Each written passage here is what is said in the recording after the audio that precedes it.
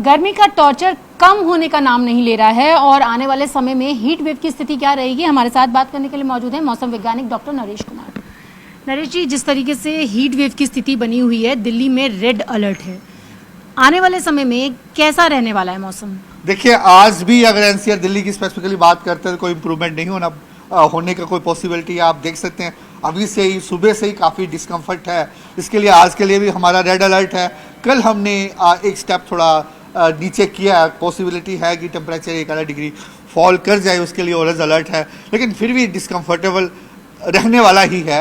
और अगर आप ओवरऑल नॉर्थ वेस्ट इंडिया की बात करें तो यहाँ आप फिगर्स में देख सकते हैं कि ऑलमोस्ट पूरा रीजन, हिमालय रीजन को लेके जहाँ पूरा का पूरा ऑरेंज अलर्ट है या रेड अलर्ट है, तो ऐसी कंडीशन कम से कम 2 दिन रहने वाली है।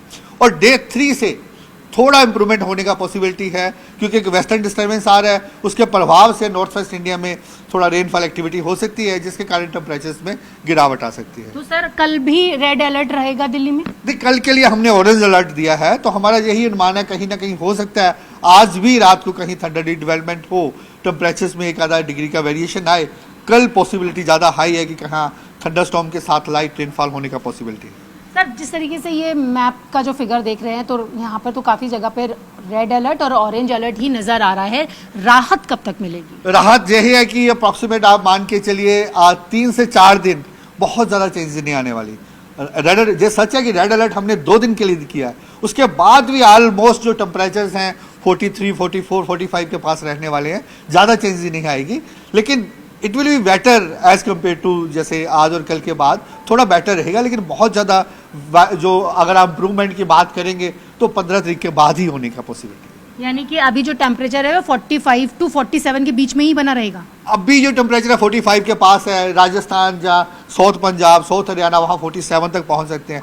तो एनसीआर दिल्ली 45 के पास, वेस्ट राजस्थान के बेस्ट उत्तर प्रदेश के भी ऑलमोस्ट 45 के पास रहने वाले हैं। और अगर हिमालय की बात करें, वहाँ भी जो टेम्परेचर रेंज है वो भी 43 से 45 है, वो भी 2 से 3 दिन वैसा रहने वाला है। वेस्टर्न डिस्टर्बेंस के बाद इसमें थोड़ी चेंजेस है। बस आखिरी सवाल है सर कि मानसून दिल्ली में क्या 28-29 तक ही हिट कर पाएगा? देखिए, मानसून के लिए भी हमारा कोई स्टेटमेंट नहीं है। अगर आप नीचे देखिए, आप पूरा हमने जहाँ भी रेड अलर्ट दे रखा है, पूरा कर्नाटका रेड अलर्ट में है, कोंकण गोवा रेड अलर्ट है। जहाँ जैसे हीट वेव के लिए रेड अलर्ट है, वहाँ हैवी रेनफॉल के लिए रेड अलर्ट है। वहाँ भी जो कंडीशंस है फेवरेबल हैं।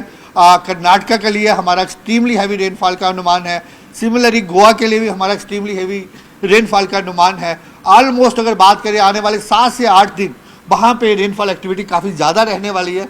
उसके बाद जो मानसून की बात कर रहे हैं, उसके बाद मानसून स्लोली कवर करेगा। जैसे महाराष्ट्र के कुछ हिस्से बचे हुए हैं, विदर्भा वहाँ कवर करेगा।